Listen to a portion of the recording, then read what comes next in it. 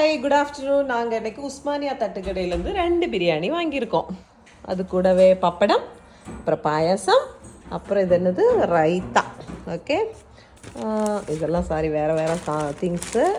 ஒன்று வந்து ஃபிஷ் பிரியாணி, அது ராஜேஷ் வந்து கேட்டது. இன்னொன்று சிக்கன் பிரியாணி. பார்ப்போம் எப்படி இருக்குன்ட்டு.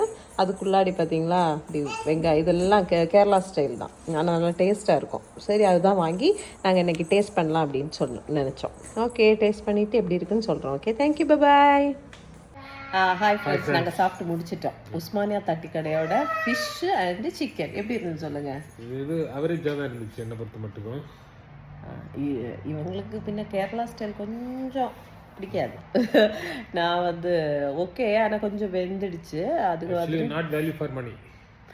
ஃபிஷ் என்னென்னா கிங் ஃபிஷ் வாங்கியிருந்தோம். ஃபிஷ் கொஞ்சம் ஸ்மெல்லாக இருந்தது, கொஞ்சம் ஒரு மாதிரி இருந்தது. மற்ற மாதிரி ரொம்ப பசியாக இருந்தது, நாங்கள் சாப்பிட்டுட்டோம். ஆனால் ஓகே, பொண்ணு வந்து எட்டி எட்டி பார்க்குறேன்.